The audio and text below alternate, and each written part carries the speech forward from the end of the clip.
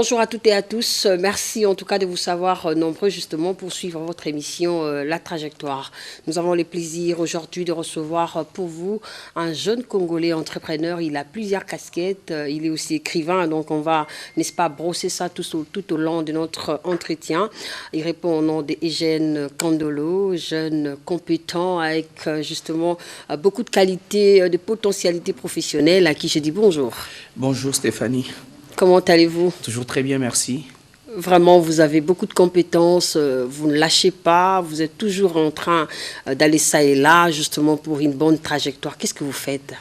Bon, je crois que c'est toujours important quand on découvre qu'on a de potentialités et qu'on veut effectivement être utile, il faut savoir le mettre à disposition parce que la première personne qui est contente du fait que nous puissions être actifs, je crois que c'est Dieu le créateur parce que tout ce que nous avons, le don, le talent, les potentialités, ça vient de Dieu. Tout à fait. Donc la Bible dit que l'homme ne peut recevoir que ce qui lui a été donné du ciel. Et la meilleure façon, la meilleure adoration que nous faisons à Dieu, c'est de travailler de façon excellente et de faire de cela, en fait, je n'allais pas dire une sorte de cheval de bataille, mais je dis souvent, la vie n'a d'essence que dans la plus-value que l'on apporte dans d'autres vies. Si notre existence peut apporter du sourire, si notre existence peut apporter des substances, si notre existence peut apporter de l'inspiration aux autres, ça veut dire que cette vie vaut la peine d'être vécue. Alors, ça serait important de savoir comment Eugène Kandolo a grandi, parce qu'en vous voyant, on ne sait pas, c'est les talents que vous avez empruntés de votre père, c'est de votre maman, donc c'est un peu ça.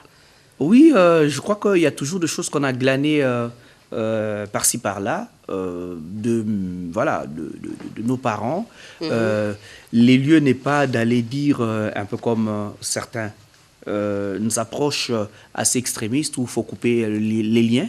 Okay. Je fais toujours rire les gens en disant que s'il y a un lien que Salomon devait couper de David, ça serait peut-être les liens de la polygamie de beaucoup de femmes, mais il n'allait pas couper le lien royal parce que autant son père était roi, Salomon l'est.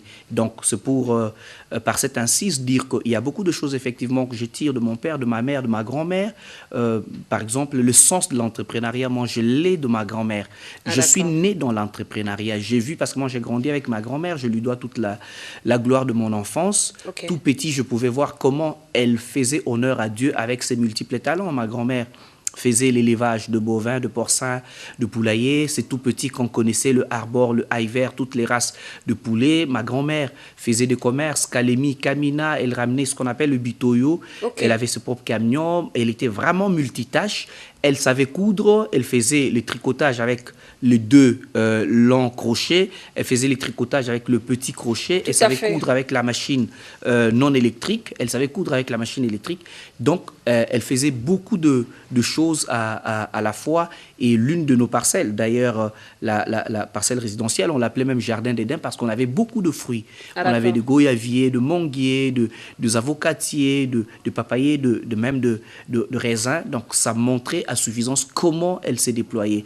Et ça, je l'ai chez elle. Tout petit, je pouvais voir comment, dans la maison, on pouvait respirer le sens de l'entrepreneuriat. Elle ne connaissait pas tous les concepts qu'on connaît ici, cash flow, business model, business plan. Non, pas du tout, ils n'ont pas eu cette chance-là, voilà. En fait. Mais elle avait ça, et elle savait faire tout ce qu'il y a de nom aujourd'hui dans l'entrepreneuriat. Mon père, le sens de l'honnêteté, le sens de la vocation pour le pays, son combat, parce que je souligne ici que mon père fait partie de pionniers de l'UDPS. Mon père a connu la relégation, mon père a fait de prison, mon père a connu beaucoup de brimades pour ce pays. Et je crois que sa fierté, même avant qu'il ne parte, c'est de voir que j'avais cette conscience, en fait, de me battre pour ce pays et de lui donner ses lettres de noblesse. Et ça, je le tiens de mon père, mais le sens aussi de résilience, je le tiens de mon père. Mon père n'avait pas de petites ambitions.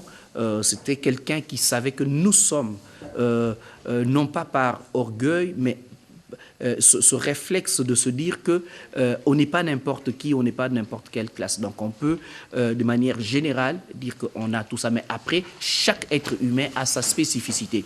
Il y a des choses qui sont en moi, qui ne sont pas dans mon père, qui n'ont pas été dans ma mère, qui n'ont pas été dans ma grand-mère. Parce que je ne peux pas être la copie de quelqu'un d'autre. Tout à fait. Imaginez que chaque fois que Dieu crée un humain, il s'est dit qu'il y a de la monotonie, et c'est ce que j'ai dit dans l'un de mes livres, sur Terre, et que cette personne doit apporter une particularité de ce qui n'existe pas.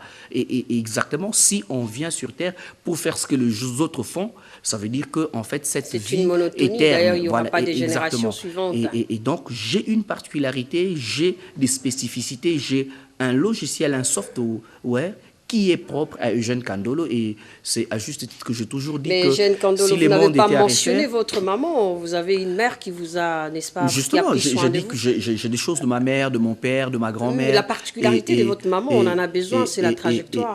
Justement, Avec j'ai elle. évoqué le fait que j'ai beaucoup grandi avec ma grand-mère. Ok. Ça signifie beaucoup de choses. Ça veut dire que j'étais beaucoup plus en contact. Une petite anecdote, imaginez que quand j'étais enfant, bizarre, je tombais malade souvent. Et quand je tombe malade, on m'amène à l'hôpital. Il suffit que ma grand-mère vienne, je suis guéri. Rétabli. Ok. Vous comprenez, autant que ça me faisait plaisir quand j'étais enfant, on me donnait des pommes de terre, c'était mon repas préféré. Quand j'étais malade, on savait que si il prend le pomme de terre sauté ou bien à la sauce, il va vite se rétablir parce que je ne pouvais pas manger autre chose, j'avais une bouche aigre et tout ça.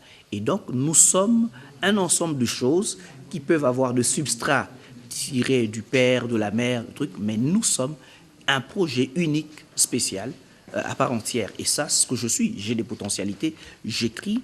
Je suis à mon 5e livre, voilà. Alors que mon père n'a pas publié de livre. Ma mère ne l'a pas fait. Est-ce qu'eux, ils n'ont pas ma fait, mère, nous pouvons faire. elle était couturière comme sa mère. Okay.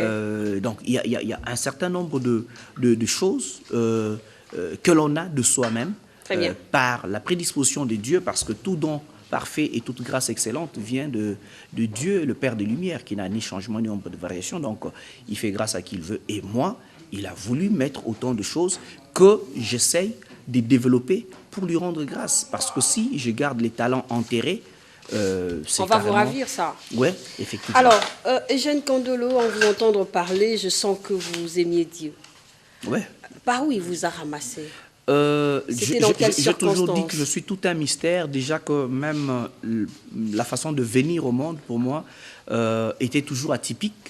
Et Dieu a eu une très grande place dans ma vie. Je dis bien une très grande place. J'ai une relation particulière et je reconnais. Et c'est comme ça que même dans mon volet coach en développement personnel, je n'aime pas propager les enseignements de confiance en soi qui n'ont pas de soubassement. Et je dis à juste titre que c'est comme l'auto-idolâtrie de l'humain. On ne peut pas parler, prêcher, enseigner la confiance en soi si la confiance en soi n'est pas basée sur la foi en Dieu. Sinon, c'est comme si on se dit on existe par soi-même, on se fait confiance et on a tout. Donc, ces genres de nuances font partie des spécificités de mes enseignements dans le cadre de développement personnel de leadership. Et donc, la place de Dieu est vraiment très déterminante dans ma vie parce que je suis tout par lui, en fait. Vous occupez quelle place à l'église? Vous êtes évangéliste? Non, pas du tout. Je n'ai pas du tout d'attribution, de grade à l'église. Mais pourquoi? Quelles sont les raisons? Je crois que vous avez de quoi donner. Certaines raisons peuvent être d'ordre de l'organisation humaine, mais après, moi, tout ce qu'il y a de positif et de négatif dans ma vie, je crois que ça fait partie des éléments qui devraient être pour m'affermir, pour me faire grandir et pour me donner plus de maturité en tant qu'humain. Donc, il y a des choses, à un moment donné, on pouvait se plaindre. Tu t'es dit, mais j'ai autant de potentialité, mais pourquoi ici, on ne m'utilise pas? Si c'était le cas, j'en voudrais beaucoup de gens. J'en voudrais peut-être l'IFACI qui m'a pas retenu comme assistant. Ouais. Parce que vous avez brillé à l'époque. Aujourd'hui, il y a plusieurs professeurs qui sont en train de mourir. La relève n'est pas vraiment très, très rassurée. Voilà. Mais nous, on peut. Moi, je l'ai dit, je peux donner cours de première graduée jusqu'en 2e licence. Mais bon, après, est-ce que c'est un talent qui pourrit? Mais est-ce que le destin n'a pas voulu que je puisse aller à autre chose et que si j'étais distrait par la carrière d'assistant et trucs, je ne ferai pas autant de choses. Donc, j'ai appris à positif. Et je peux être dans une église si on ne me donne pas de responsabilité, parce qu'il y a des responsabilités qui peuvent être par aspiration, mais il y a aussi des responsabilités parce que peut-être les dirigeants ont inspiré ou soit ils ont été convaincus par Dieu que non, on doit des responsabilités. Mais en passant, je voulais ouvrir une parenthèse pour dire que je travaille quand même dans un ministère, un grand ministère, dans le ministère. Je suis dans la coordination dans le ministère, le ministère de l'apôtre Roland Dallot, et je gère notamment en tant qu'éditeur, directeur général du magazine Pain du Ciel qui est édité là. Mais je suis membre de la coordination. D'accord, nous allons y revenir. Donc, parce qu'il a préfacé votre livre. Ouais, exactement. Vous avez, n'est-ce pas, une activité prochainement. Voilà. Mais entrons d'abord dans l'essentiel. Comment aviez-vous, en fait, qui a été votre inspirateur? Celui qui vous a inspiré sur la vie? Quel a été vos grands projets de la vie au moment où vous avez passé votre enfance? Il faut dire une chose, ça va paraître bizarre, mais je suis un autodidacte né. La plupart des choses que j'ai fait, auxquelles j'ai aspiré, je n'ai pas eu un aîné qui me servait de modèle, qui me tenait à la main, qui me faisait ci. Je n'ai pas grandi dans un environnement, déjà que, j'ai dit que j'ai grandi avec ma grand-mère. Ma grand-mère avait sûrement un niveau de 4 ans, école normale à l'époque, donc elle n'était pas au niveau. Ma mère, c'est au niveau des diplômes d'État qu'elle s'est mariée en son temps. Et donc, que ce soit pour faire l'université, que ce soit pour... Je n'avais pas de repère devant moi. C'est vrai que mon père est universitaire. Il était enseignant à l'université, mais je ne grandissais pas avec mon père. Je l'ai vu pour la première fois à l'âge de 12 ans. Et donc, mais c'est après, vers ces années de trucs qu'on a beaucoup mutualisé. Les peu de temps que nous avons passé avec lui pouvaient être des moments de qualité plus que peut-être le 30 ans de vie ou quoi que ce soit. Et j'en reste avec beaucoup de souvenirs positifs. Pour dire que je suis quelqu'un qui est venu. Déjà, je disais tout à l'heure que ma naissance était assez atypique. Alors qu'on se démenait pour aller à l'hôpital avec ma mère qui était à terme, moi je suis venu, donc sans aide de médecin. Pour comprendre un peu sans aide de médecin. Mais est-ce que, pour autant dire que je n'ai pas de repères, je n'ai pas de modèles? Non, j'en ai. J'ai 4, ou sinon 5 aujourd'hui, que je considère comme mes modèles, qui m'ont inspiré de loin. Donc il y a Martin Luther King, il y a Mandela, il y a Barack Obama, il y a Denzel Washington et il y a l'apôtre Roland Dallot. Ces 5 ont en commun quelque chose. Au-delà du fait que, à part Denzel Washington qui n'est pas juriste, les 4 sont juristes. L'apôtre Roland Dallot a fait le droit et la théologie. Martin Luther King a fait le droit et la théologie. Barack Obama est doublement diplômé et en relations internationales et en droit. Mandela, il a fait le droit. Denzel Washington est le seul de 5 qui n'a pas fait le droit, qui a fait le journalisme et qui a fait le cinéma et tout. Mais j'ai de ces gens une chose, d'abord qu'ils ont en commun tous, c'est le sens de l'humilité et de la simplicité. Vous ne pouvez pas aller loin, vous ne pouvez pas bâtir votre légende si vous ne savez pas comment vous remettre en cause, comment vivre simplement, même quand vous devenez star. C'est possible d'être une star, mais d'être simple. Et ça, avec Denzel Washington, je l'ai vécu. C'est quelqu'un d'ordinaire.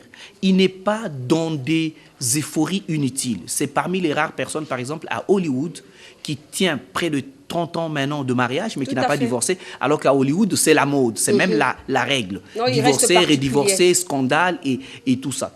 Ça, c'est un. Des 2, j'ai vu Barack Obama, super intelligent, mais j'ai suivi tous ces débats, que ce soit avec ses adversaires politiques, que ce soit avec les autres. L'essence de l'élégance. Et c'est là de lui que j'ai appris que l'intelligence ne sert pas à brûler les autres, mais à briller pour leur permettre de faire briller leur intelligence à eux. Obama n'a jamais été condescendant. Obama ne cherche pas à mépriser ceux qui sont moins intelligents que lui. C'est quelqu'un de très simple, d'ordinaire. Et ça, c'est l'apôtre Roland Dallot. J'ai toujours dit, quand je regarde la vie de l'apôtre Roland Dallot, c'est plus que 1000 livres sur le leadership lus.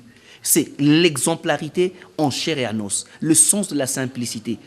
Aujourd'hui, vous vous rendez compte qu'il est au summum. C'est l'un des rares pasteurs congolais qui a autant de fils de qualité. Tout à fait. Où on peut dire tel pasteur est fils, tel pasteur se reconnaît en lui. Et pourtant, il n'est pas aussi vieux que ça. Parce que souvent, les gens, il n'a pas encore 60 ans. Souvent, les gens, des fois, ils se disent, mais il est très jeune. Non, mais c'est sa grâce, au fait. Mais vous aurez l'impression qu'il a peut-être 80 ans. Parce que, en fait, l'essence de la paternité, il l'a. Et ça, le cœur de père qu'il a pour de gens, la disponibilité qu'il a pour de gens. Alors qu'il y a de gens qui, 2-3 fois, il a, par exemple, fait quelque chose, ou bien il a prié pour un ministre, du coup, il frime à tout bout de champ, et truc qui devient inaccessible. Mais c'est pas son affaire, c'est l'affaire de Dieu. Voilà. Et c'est le cas avec Martin Luther King, qui m'a beaucoup inspiré, le sens de la résistance, l'essence de la non-violence. J'ai lu beaucoup les livres de Martin Luther King. Okay. Et j'ai eu la grâce, parce que quand vous aspirez à quelque chose, la loi de l'attraction, ça fonctionne. Tout à fait. Il est dans la liste, je crois qu'il est le premier de tous les 5 que j'ai commencé à considérer comme modèle. Tout petit, bizarre, mais Dieu a fait grâce dans cette destinée-là, que quand je me retrouve en 2014 aux États-Unis pour le programme IVLP, alors que ce n'était pas prévu dans notre programme, parce qu'on vous donne le programme avant même que vous ayez les États dans lesquels vous irez et ce que vous allez faire. Ce n'était pas prévu qu'on puisse aller voir la tombe de Martin Luther King. Alors que nous nous retrouvons dans l'État de Géorgie, à Atlanta précisément, on nous dit il y a un petit montant qui est resté dans le frais que vous pouvez utiliser. Il y a 2 possibilités. Soit vous allez visiter l'usine de Coca-Cola, soit vous allez au site dédié à Martin Luther King. Mais c'était clair que nous devions aller. Et j'ai vu Ebenezer Church, l'église où il était, j'ai vu la tombe de Martin Luther King, de Gorettaz, je me suis mis sur ça. Vous êtes connecté. Voilà, j'ai vu la flamme de la paix, j'ai acheté 2 tasses pour moi et pour mon père à l'époque, j'ai acheté des pins, j'ai entendu la voix de Martin Luther King parce que ça tourne en boucle. Quand vous allez là-bas, le fameux discours de I Have a Dream, on fait remettre ça en boucle. Donc j'étais très heureux, j'étais face à mon histoire, j'étais connecté à quelqu'un que j'apprécie autant, qui m'a beaucoup challengé. J'ai vu, j'ai touché la charrette qui avait transporté son corps quand on avait tué. Parce que ça se trouve là-bas, tout ce qu'il y a comme reliquat de Martin Luther King, la chaire sur laquelle il avait prononcé les discours. Je suis passé à la Dream Gallery où il y avait des choses énormes. Et donc, l'ensemble de ces gens, j'ai regardé autant de documentaires de Mandela, autant de documentaires de Barack Obama, et je suis challengé, inspiré, et c'est des gens qui façonnent même ma vision du sens de l'État, de la lutte et de la quête de l'idéal. Et maintenant, par rapport au leadership que vous avez, que Dieu vous a donné, parce que vous n'êtes pas à l'hôpital, mais aussi vous n'êtes pas aidé par quelqu'un, vous partez, vous faites votre chemin. Non, il y a toujours des gens qui vous aident. Non, je n'en disconviens pas, laisse-moi parler, parce que en ces termes, je parle du leadership que le Seigneur vous a donné. Alors, par rapport à cette connexion, comment est-ce que vous vous êtes maîtrisé sur terrain, parce qu'on doit aider aussi les jeunes qui s'y mettent, comment est-ce que vous vous maîtrisez sur terrain devant les obstacles pour, n'est-ce pas, arriver à vos objectifs? Très bien. D'abord, il y a toujours une étape où chaque personne qui n'a pas encore vraiment compris sa destinée se plaint de combats, se plaint des attaques. Mais au fur et à mesure que vous vous rendez compte que vous êtes un personnage qui est beaucoup combattu, la même chose que vous avez fait et quelqu'un d'autre a fait, on vous réprimande, vous. Réprimande-vous. Réprimande-vous. Réprimande-vous. Réprimande-vous. Réprimande-vous. Réprimande-vous. Réprimande-vous. Réprimande-vous. Réprimande-vous.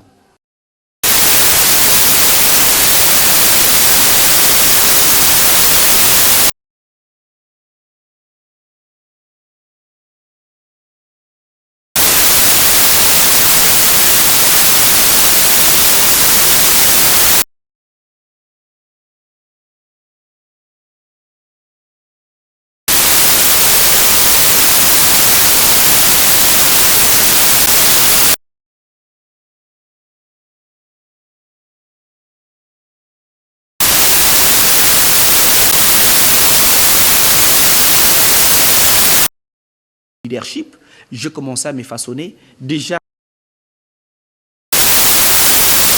chef de promotion. Après, j'ai inventé des choses qui n'existaient pas. Par exemple, j'ai été président du collectif de tous les CP, qui était comme l'équivalent de parlement dans une université, alors que ça n'a jamais existé ailleurs. Donc, le leadership se confirme progressivement. Et puis, j'étais vice-président des étudiants. Après, j'étais président des étudiants. Et après, je suis allé ailleurs. J'étais dans le monde associatif. C'est très important. On se façonne par l'engagement communautaire. Et l'engagement communautaire peut être seul ou avec d'autres personnes. Et c'est souvent conseillé de le faire en collectivité parce que vous vous challengez. Ça vous permet de vous mutualiser, mais aussi de faire disparaître d'autres barrières. Ce n'est pas moi qui l'ai dit, c'est Senghor. S'enfermer dans sa culture, c'est s'appauvrir. Nous devons de nous ouvrir aux autres, d'assimiler et de ne pas se faire assimiler. Et donc, c'est très important de ne pas être recoquillé dans sa tour d'ivoire. Moi qui enseigne le leadership, je dis toujours aux gens, il n'y a pas de leadership sans connexion. Tu ne peux pas vivre en autarcie et dire que tu vas émerger en termes de leadership. Et même sur le plan commercial, comment tu as une approche commerciale, mais tu restes enfermé sur toi. Parce que tu dois avoir des gens qui doivent acheter ton produit, tu dois avoir des gens qui doivent accéder à ton concept, tu dois avoir. Et c'est pour cela on devrait continuellement être ouvert. Et aujourd'hui, le monde, ça s'appelle village planétaire. Une raison de plus d'être hyper ouvert, mais de se dire que c'est un rendez-vous du donner et du recevoir. Quand on y va, on doit aussi être porteur de quelque chose. Sinon, on va disparaître au contact avec les autres parce que c'est le choc des civilisations. Et donc, vous devrez garder à l'esprit que vous avez votre âme, vous avez votre substance, mais vous devez vous façonner au contact des autres et vous devez vous aiguiser. Et ça, c'est très, très important. Et ça m'a aidé. Le fait que j'ai été présent aux étudiants, le fait que j'ai été dans le monde associatif, ça m'a permis d'avoir mon premier boulot. Alors que j'étais choqué, alors que j'étais Comment cela a été fait? On vous a aidé justement, ou mais ça s'est passé comment? Aura? Je suis à l'université à l'époque, la Radio Capi, pour ne pas la citer, recrutait au niveau de 3 universités, IFASIC, UCC et UNIKIN. On prenait 20 étudiants chaque année qui faisaient un test, et au bout de ces tests, on retenait 24 personnes qui vont faire un stage professionnel de 3 mois en immersion. Et on gardait leur nom dans une base de données. Tout le monde savait, je dis bien tout le monde, à l'époque, qu'on ne peut pas compter 5 ou 10 meilleurs étudiants dans toute l'université sans me compter. J'étais de surcroît président des étudiants. Mais une liste de 20 personnes sort. Et pendant cette période, nous sommes la seule promotion sur 6 filières en première licence, pour passer en deuxième licence, qui étions passées en première session. Les 5 autres personnes étaient passées en première session. On sort une liste de 20 personnes, mon nom n'y figure pas, qui vont aller à ce concours de la Radio Capi. Les défis que j'avais, c'était non pas parce que mon nom n'existait pas, mais c'était de répondre à la question « Pourquoi le nom n'est pas là ?» J'étais connu à l'université. J'aimais également ton courage, hein, donc alors, tu es témoin killer de ce que vous dites. Du coup, ça me choquait, c'était de l'injustice, c'était méchant. Aujourd'hui, quand je regarde, par exemple, les gens qui avaient fait ces listes, bon, bref. Alors, mais qu'est-ce qui se passe? Ça m'a choqué, c'était aussi l'insulte à mon intelligence. C'était à cette période que je me suis dit que je devais travailler. Parce qu'avant, je me disais, je vais finir l'université. La tentation était que chaque fois que les gens, après le graduat, s'élançaient dans la presse active, ils goûtaient au sel de coupage et c'était difficile de faire la licence. Or, moi, j'avais des ambitions. J'ai dit, je dois finir tous les cursus universitaires. Donc, je ne peux pas travailler. J'étais, à l'époque, retenu en Antenne A, mais j'ai dû renoncer. Je travaillais déjà comme journaliste. J'ai dit, non, je dois me concentrer. Le journalisme doit m'attendre. Encore qu'aujourd'hui, il a été démontré dans mon destin que mon destin n'était pas vraiment de rester journaliste pratiquant. Parce que j'ai eu, on va y revenir, comme on parle de trajectoire, j'ai eu une trajectoire assez compliquée qui a touché les secteurs privés, les secteurs publics, les mondes des organismes internationaux. Et j'ai un background assez trempé dans plusieurs domaines. Et qu'est-ce qui se passe? Je me dis, non, je dois travailler. Et c'est là que je postule pour une ONG. Journaliste pour les droits humains. Et tout ce qu'on demandait, c'est l'expérience dans le milieu universitaire et l'expérience dans le monde associatif. Et c'est ce que j'ai mis dans mon CV. Et comme Dieu est juste, ceux qui allaient à la Radio Capi devraient faire 3 mois. La première proposition de cette offre, c'était de faire 3 mois. Mais je suis allé là-bas pour faire 3 ans. Parce qu'après 3 mois, je suis resté. Et il y avait tellement de similarités, même en termes de chiffres. On donnait $50 de prime à ceux qui étaient à la Radio Capi, et moi, on me donnait $50 de communication, à part mon salaire. Je peux le dire, mon tout premier salaire, c'était de $180, et c'était énorme pour un étudiant. Et j'étais aux anges. Et si bien qu'au sortir de là, j'avais plus, parce que j'avoisinais le 4 chiffres, alors que je sortais de l'université. Et donc, ce qui était malheureux, parce qu'on m'a cassé quelque part, a ouvert une brèche pour que je puisse... Et j'ai cette expérience parce que 3 ans, je suis passé dans cet organisme, la formation, les compétences sur les questions de droits humains, la capacité d'engouer les trucs, les conférences ont été activées par ça. Parce que j'ai fait le tour de toutes les universités. J'étais coordonnateur programme université. Et j'implantais des antennes dans des universités. Je formais. Et Dieu merci, renversement des tendances. Une année seulement après avoir fini, j'ai eu la plupart de mes enseignants d'Elifasik dans un atelier assis et j'étais formateur. Et ils ne pouvaient pas partir parce qu'il y avait le per diem, c'était voilà, bien organisé et tout ça. C'est pour montrer que dans la vie aussi, il faut éviter de faire du mal aux gens. Très bien. Inutilement, parce que vous ne connaissez pas le destin. Et j'étais là, et après, il y a eu beaucoup d'ouvertures de par cela. Et plus tard, quand j'étais en deuxième licence, on remettra finalement mon nom sur la liste cette fois-là. Alors que je finissais l'UFASIC, parce que je partais. Et j'ai demandé qu'on prenne mon ami Wanet, qu'on le mette là-bas. Ils ont refusé. Je suis quand même parti. Et j'ai été le premier à ces concours sur les 60 étudiants.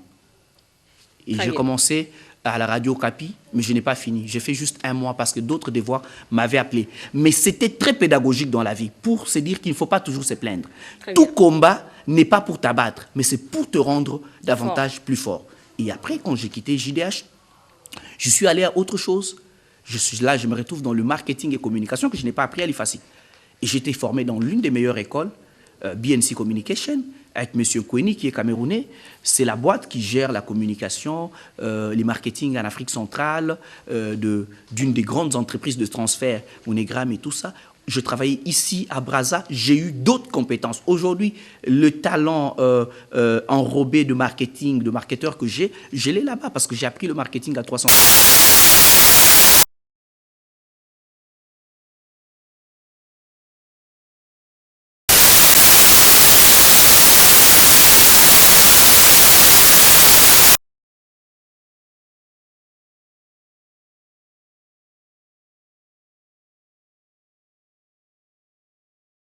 De télécom, que ce soit, je ne sais pas moi, des cosmétiques, et vous avez un regard transversal, cosmopolite de la chose, de la question même du marketing. Et j'ai été façonné dans ça, et je n'ai pas traîné là-bas, j'ai dû démissionner pour lancer Cas Possible Group, qui est ma propre boîte de communication, de marketing, de formation, et la branche édition Cas Possible. Entrepreneur que vous êtes, jeune Kandolo, courageux, mais finalement, partout où vous êtes passé, vous étiez le bienvenu.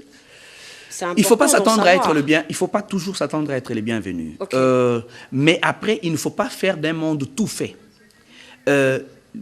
Certaines personnes auront un parcours assez facile avec d'autres personnes qui sont difficiles avec vous. Donc, ne partez pas de votre propre témoignage pour dire que cette personne est mauvaise. Peut-être que la seule personne que Judas a trahi dans la vie, c'est Jésus. Donc, d'autres personnes donneraient peut-être le témoignage de Judas qui n'est pas un traître. Donc, je ne peux pas définir quelqu'un parce qu'il m'a fait du mal, dire que cette personne-là est mauvaise autrement. Vous comprenez? L'hostilité fait partie du game. Je suis passé quand même à plusieurs endroits. Je dis que j'ai un parcours transversal. Monde des organismes, secteur privé, secteur public. J'ai été chez NDI. Est-ce que tout le monde était mon ami? Je ne crois pas. Mais c'est une famille. On a même un groupe aujourd'hui. NDI, c'est National Democratic Institute. C'est une grande organisation américaine attachée au département d'État américain. Voilà. Donc, j'ai évolué dans ça. J'ai formé des politiques, des députés, des ministres aujourd'hui, des gens que nous avons formés. J'étais coordonnateur programme réflexion prospective sur le processus électoral en RDC. J'ai géré des provinces ici au Katanga, je crois que nous allons continuer. C'est un ensemble de background qui te permet voilà pourquoi vous êtes assise sur ces fauteuils justement pour relater un peu votre trajectoire, encourager les jeunes Congolais qui nous suivent, hein, parce que nous sommes là justement pour le développement. Alors, comme le temps qui nous est imparti est presque à la fin, on va parler, c'est vraiment jaloux, on va parler maintenant du livre. La fois prochaine, on va arriver à comprendre l'initiative que vous avez prise, qui aujourd'hui est déjà en train de couler. Mais finalement, parlons de ces livres, parce que vous êtes dans votre 5e livre, hein. Parlons de bâtir sa propre légende, parce que on en parle, c'est l'actualité en fait. C'est votre initiative, c'est votre pensée. Déjà, je vous ai dit d'emblée ici que moi, j'ai une relation particulière avec Dieu. Et dans ma vie, il y a beaucoup de Dieu m'a dit. Hein, donc, et je ne me gêne jamais. Ça fait moins branché, moins play de parler de Dieu quand on est un jeune qui a blazer et tout ça. Mais moi, vraiment, je ne suis jamais complexé par rapport à ça. Il y a beaucoup de Dieu m'a dit. Et je sais que parmi les prophéties qui m'ont été dites, il y a beaucoup de livres dans mes entrailles. Quelqu'un me disait même qu'il a vu tout un rayon avec mes livres. Et je peux te dire qu'actuellement, j'en ai 27. Je ne sais pas qui va sortir avant l'autre. des livres de plusieurs domaines. En 2016, je sors mon premier livre, Solfège d'espoir, mais qui en réalité